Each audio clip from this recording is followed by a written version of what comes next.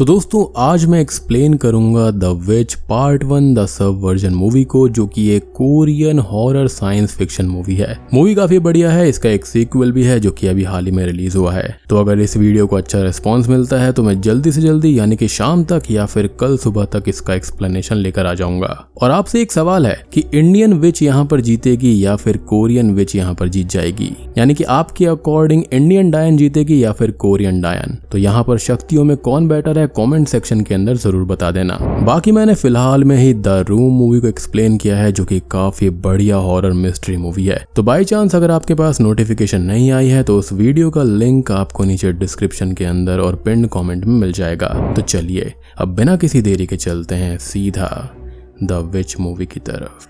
तो मूवी की स्टार्टिंग में हम अलग अलग जगहों की बहुत सारी ब्लैक एंड व्हाइट इमेजेस देख पाते हैं जो कि मेनली छोटे बच्चों की थी और उनके ब्रेन्स पर कोई साइंटिफिक एक्सपेरिमेंट्स परफॉर्म किए जा रहे थे। अब सीन शिफ्ट होता है और हमको एक लेडी दिखाई जाती है जिसका नाम मिस पेक था और एक मेडिकल फैसिलिटी में वो जाती हुई हमको दिखाई देती है जहाँ पर जगह जगह पर खून ही खून होता है और अंदर एक डेड बॉडी अभी भी मूव कर रही थी। इसलिए मिस पेक अपने आदमियों को उसको हेड पर शूट करने का ऑर्डर देती है। तभी हमको पता चलता है कि उस हॉस्पिटल से 2 बच्चे भाग गए हैं। अब यहाँ पर मिस्टर चॉय जो कि मिस पेक के लिए काम करते हैं अपने कुछ आदमियों के साथ उन्हें ढूंढने में लग जाते हैं और उन्हें एक लड़का तो मिल जाता है लेकिन लड़की वहाँ से भाग जाती है। मिस पेक अपने आदमियों को इस बात पर डांटती है और उसे ढूंढते रहने को बोलती है और साथ ही साथ हेडक्वार्टर में उसकी मिसिंग रिपोर्ट करने को बोलती है क्योंकि अकॉर्डिंग टू हर वो बच्ची वैसे भी अपनी मेडिकल कंडीशंस की वजह से बच नहीं पाएगी। तभी हमको एक टाउन दिखाया जाता है जहाँ पर एक फार्मर को वो लड़की बेहोश पड़ी हुई मिल जाती है क्योंकि वो भागती हुई वहाँ पर आ गई थी। अब फार्मर उसको अपने घर पर ले आता है और डॉक्टर को दिखाता है। डॉक्टर उन्हें बताता है कि उस बच्ची को अपनी पुरानी मेमोरीज बिल्कुल याद नहीं है और वो सब कुछ भूल चुकी है। अब फार्मर एक हादसे में अपने सन और ग्रैंड चाइल्ड को ऑलरेडी खो चुका था, इसलिए वो उसको अपनी बेटी बनाकर अपने साथ रख लेता है और उसका नाम यहाँ पर जायून रखा जाता है। जिसके बाद मूवी 10 साल आगे बढ़ जाती है। अब हमको ये पता चलता है कि जायून को उस फार्मर और उसकी वाइफ ने पाला था, यानी कि उसकी माँ वो होती है और यहाँ पर हमको पता चलता है कि उसकी माँ को डिमेंशिया है और वो कुछ ही देर में सारी बातों को भूल जाती है। उनके इलाज के चक्कर में जायून की फैमिली कंडीशंस काफी खराब हो गई थी। खैर अब वो एक शॉप पर अपनी कैटल्स के लिए खाना लेने जाती है लेकिन शॉपकीपर उसे उधार देने से मना कर देता है। लेकिन शॉपकीपर के बेटे को उसके ऊपर क्रश होता है, इसलिए वो उसके ट्रक में खाना रखवा देता है जिसको जायून लेकर चली जाती है। अब जायून के फादर के पास में अपने कैटल्स को खिलाने के लिए खाना नहीं था, इसलिए वो उनको बेचने की बात करते हैं लेकिन उस वक्त कैटल्स का रेट काफी कम चल रहा होता है और इसलिए जायून उसको बेचने से मना कर देती है। खैर अब डिनर करने के बाद में वो वॉशरूम जाती है जहाँ पर जायून के सर में बहुत तेज दर्द होता है जो कि थोड़ी देर में अपने आप ठीक भी हो जाता है। जिसके बाद में जायून इंटरनेट पर ब्रेन स्पेशलिस्ट को ढूंढती है तो उसे एक बहुत ही अच्छी डॉक्टर के बारे में पता चलता है। खैर अगले दिन जाते टाइम जायून की दोस्त उसको एक सिंगिंग कंपटीशन के बारे में बताती है जिसकी प्राइज मनी काफी अच्छी थी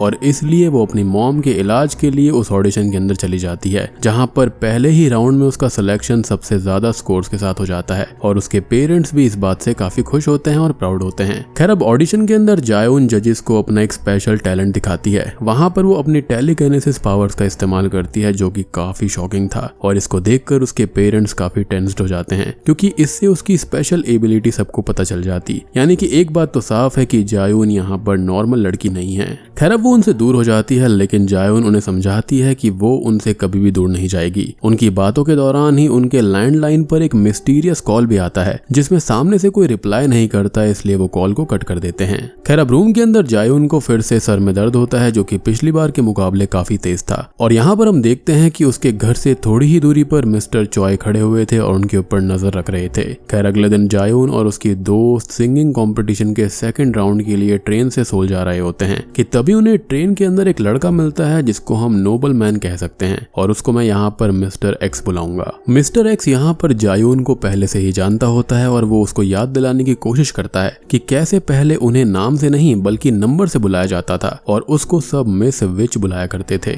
जायून को लेकिन कुछ भी याद नहीं आता और तभी वो लड़का जायून को थप्पड़ मारने वाला होता है जिससे कि वो रोने लगती है, जिससे कि वो लड़का उससे फिर से मिलने का बोलकर चला जाता है। जहाँ पर वो ट्रेन के अंदर एक इंसान से टकरा जाता है और गुस्से में वो उस लड़के को मार देता है और उसको ट्रेन के बाहर भी फेंक देता है जिससे हम उसकी पावर का अंदाजा लगा सकते हैं, यानी कि वो भी यहाँ पर नॉर्मल नॉर्मल नहीं था। खैर जायून अब सेकंड राउंड के अंदर भी काफी अच्छा परफॉर्म करती है और अगले राउंड के लिए क्वालिफाई भी कर जाती है। अब परफॉर्मेंस के दौरान उसे टीवी के ऊपर मिस पेक भी देखकर खुश हो रही थी, जिसका राज हमको थोड़ी देर में पता चलेगा। खैर परफॉर्मेंस के बाद में जायून का फिर से हेडेक स्टार्ट हो जाता है और उसकी नाक से खून भी आने लगता है और इसलिए वो वॉशरूम के अंदर चली जाती है। दरअसल जायून ने कुछ टाइम पहले एक डॉक्टर से कंसल्ट किया था, जिन्होंने उसको बताया था कि यदि वो अपने बायोलॉजिकल पेरेंट से बोन मैरो ट्रांसप्लांट करवा लेती है तो यहाँ पर वो बच सकती है, अदरवाइज उसके पास जीने के लिए ज्यादा से ज्यादा 2 से 3 महीने हैं। अब वॉशरूम से बाहर आने के बाद में वो अपने घर जाने के लिए टैक्सी देखने लगती है कि तभी कुछ लोग उसको घेर लेते हैं और अपने साथ ले जाने लगते हैं। तभी बहुत सारे बच्चों का ग्रुप वहां से निकलता है, जिससे वो लोग डिस्ट्रैक्ट हो जाते हैं और जायून और उसकी दोस्त तुरंत भागकर टैक्सी पकड़ लेती हैं। और यहाँ पर जायून को कुछ भी समझ में नहीं आता कि वो लोग थे कौन और उसके पीछे क्यों पड़े थे। खैर अब बस स्टेशन पर उसकी दोस्त म्यूंग अपने फादर से बात करते हुए दूर निकल जाती है कि तभी जायून को फिर से वही ट्रेन वाला लड़का मिलता है और वो उसे उसके पेरेंट्स को मारने की धमकी देकर निकल जाता है, जिससे कि जायून डर जाती है और म्यूंग को अपने डैड जो कि पुलिस ऑफिसर थे उन्हें जायून के घर भेजने को बोलकर भागकर घर के लिए निकल जाती है। वो लड़का भी जायून के घर पहुंच जाता है और अटैक करने ही वाला होता है, लेकिन तभी पुलिस भी वहां पर पहुंच जाती है और उनसे आईडीज मांगने लगती है। जिसके बाद में जब जायून डरते हुए घर पहुंचती है तो उसे म्यूंग और उसके डैड अंदर चेस खेलते हुए मिलते हैं और उसकी सांस में सांस आती है। दरअसल कॉप्स को उस लड़के के अंदर कुछ भी अनयूजुअल नहीं लग रहा था और इसलिए ही उन्होंने उसको छोड़ दिया। अब म्यूंग के फादर जायून को बताते हैं कि वो लड़का और उसके दोस्त अमेरिकन हैं और जायून को जानते हैं, लेकिन जायून उन्हें जानने से मना कर देती है। जिसके बाद में म्यूंग के फादर अपने घर चले जाते हैं। खैर अब वहां पर वो लड़का और उसके दोस्त एक जीन रिसर्चर के घर पर उसे मारने के लिए जाते हैं, क्योंकि उसने उनके साथ काम करने से मना कर दिया था। एंड जैसा कि मैंने आपको बताया कि शुरुआत में ये लोग जो काम कर रहे थे वो अनऑफिशियल था, यानी कि यहाँ पर बिल्कुल भी वो एथिक काम नहीं था, वो बहुत ही खतरनाक और बहुत ही वियर्ड था। लाइक छोटे छोटे बच्चों पे एक्सपेरिमेंट्स करना, जीन्स ट्रांसफॉर्मेशन बहुत ही भयानक होता है। अब उस रिसर्चर और प्रोफेसर के वहां पर प्रेजेंट ना होने की वजह से वो लोग उसकी पूरी फैमिली को मार डालते हैं। अब यहाँ पर हमें उस लड़के की पावर्स का पता चलता है, जिससे कि वो किसी भी ऑब्जेक्ट को बिना छुए ही मूव कर सकता था, साथ ही साथ लोगों के माइंड को बेंड करके उन्हें कुछ भी करने के लिए फोर्स कर सकता था। अब प्रोफेसर यानी कि रिसर्चर के आने के बाद में वो लोग उसको भी मारकर घर के अंदर आग लगा देते हैं। खैर यहाँ पर डॉक्टर पेक मिस्टर चॉय को काम से ब्रेक लेकर यूरोप जाने का बोलती है, क्योंकि मिस पेक और मिस्टर चॉय के थॉट्स कॉन्फ्लिक्ट कर रहे थे और ये दोनों ही यहाँ पर उसके अंदर काम किया करते थे, यानी कि जीन्स मॉडिफिकेशन में। खैर यहाँ पर मिस्टर चॉय को जायून एक मॉन्स्टर लगती थी, जो कि अपनी सुपर पावर से कुछ भी कर सकती थी। वहीं पर मिस पेक उसे मारना नहीं चाहती थी, क्योंकि वो उनकी एक लौती परफेक्ट क्रिएशन थी जो कि सालों तक सरवाइव कर गई थी। लेकिन मिस्टर चॉय को ना चाहते हुए भी मिस पेक की बात माननी पड़ती है और ब्रेक लेना पड़ता है। अब हम मिस्टर चॉय के फेस पर काफी सारे स्कार्स को नोटिस करते हैं और उनको एक बीमारी थी जिससे उनका पूरा हाथ पूरी तरह से काला पड़ चुका था। इसलिए वहां से निकलकर मिस्टर चॉय एक प्रोफेसर के पास में चले जाते हैं, जो कि उसकी इस बीमारी को ठीक कर सकता था। प्रोफेसर यहाँ पर मिस्टर चॉय से जायून को मारने के बाद उसका सर मांगता है, क्योंकि इससे मिस्टर चॉय को ठीक किया जा सकता था। मीनवाइल जायून अपनी फैमिली के साथ में डिनर कर रही होती है, जहां पर उसकी मदर की मेमोरी सडनली चली जाती है और वो जायून को भी भूल जाती है और उनको बस वो बचपन वाली जायून याद थी।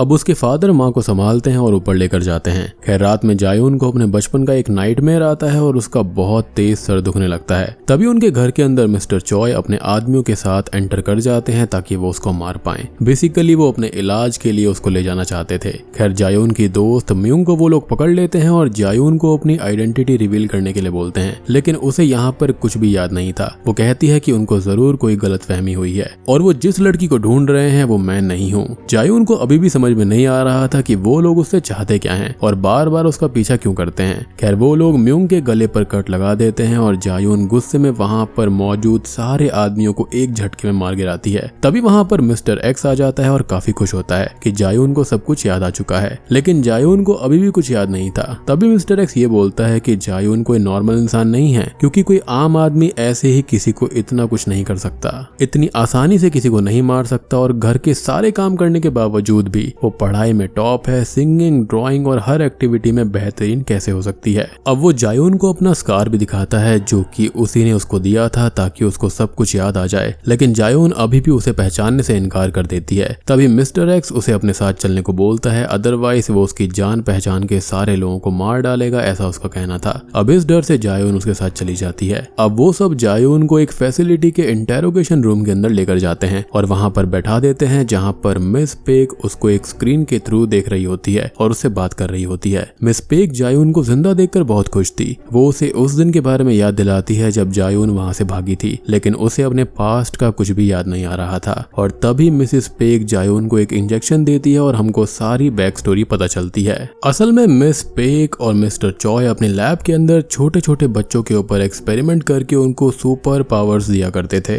जिससे कि वो लोग दूसरे लोगों से काफी ज्यादा ताकतवर बन पाए और सबका माइंड भी कंट्रोल कर पाए। लेकिन उन बच्चों की सुपर पावर्स को देखकर हेडक्वार्टर को डर लगने लगा था कि कहीं ये सबके लिए खतरा ना बन जाए। इसलिए ही मिस पेक को सारे बच्चों को मारने के ऑर्डर दिए गए थे। लेकिन जायून वहाँ के सारे बच्चों की सबसे परफेक्ट क्रिएशन थी, जिसके अंदर कई सारी पावर्स थी और इसलिए वो बचते बचाते वहाँ से भाग निकलती है। लेकिन ऑब्वियस ही बात है कि परफेक्ट से परफेक्ट क्रिएशन के अंदर भी कुछ ना कुछ कमी रहती है और यहाँ पर ऑब्वियसली जायून के अंदर कुछ ना कुछ कमी थी। तो यहाँ पर मिस पेक ने अज्यूम किया था कि अभी तक जायून अपनी मेडिकल कंडीशंस की वजह से मर गई होगी। लेकिन जब उन्होंने उसको सिंगिंग कंपटीशन में देखा, जहाँ पर जायून ने अपनी टेलीकाइनेसिस पावर्स का इस्तेमाल करके जजेस को इम्प्रेस कर दिया था, तो मिस पेक को कंफर्म हो गया था कि ये वही लड़की है। तभी जायून को बहुत तेज सर दर्द होने लगता है और नाक से खून आने लगता है। इसलिए मिस पेक उसे ठीक करने के लिए एक इंजेक्शन देती है, जिससे जायून 1 महीने तक अपनी सारी पावर्स को पूरी तरह यूज कर सकती थी और बिना किसी दिक्कत के।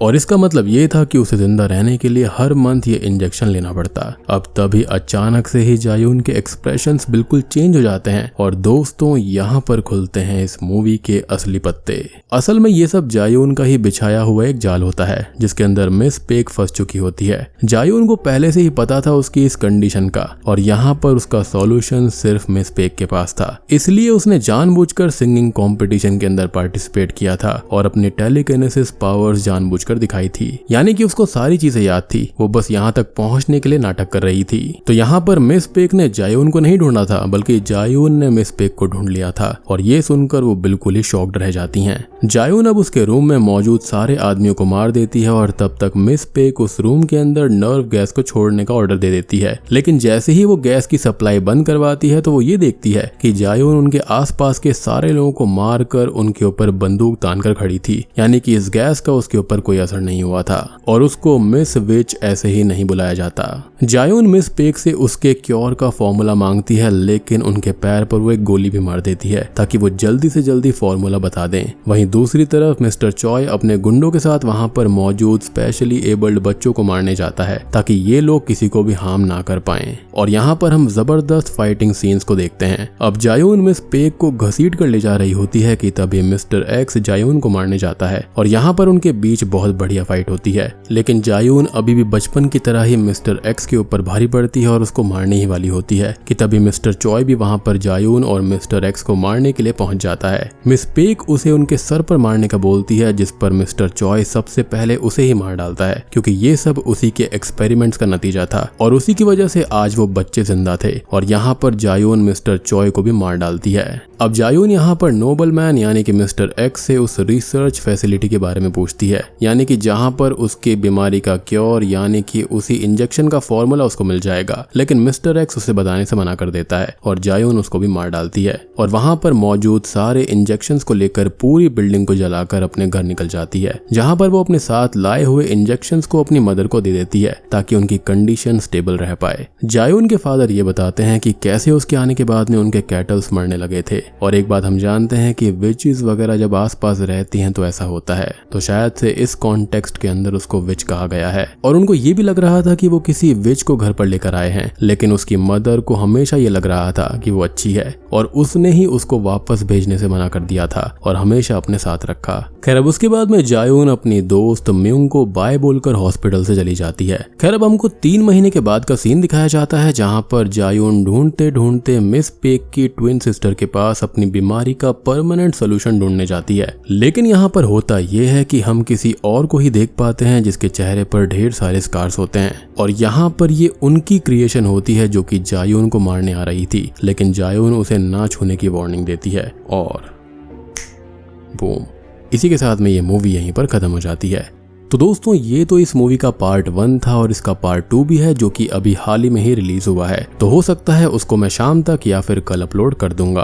और अभी यहाँ पर तो ढेर सारे असली पत्ते और राज खुलने बाकी हैं। तो मैं उम्मीद करता हूँ कि आपको ये पसंद आई होगी। पसंद आई है तो वीडियो को लाइक कर देना, चैनल के ऊपर नए हैं तो सब्सक्राइब कर लीजिए। तो मैं आप सबको मिलता हूँ अगली वीडियो के साथ में, तब तक के लिए।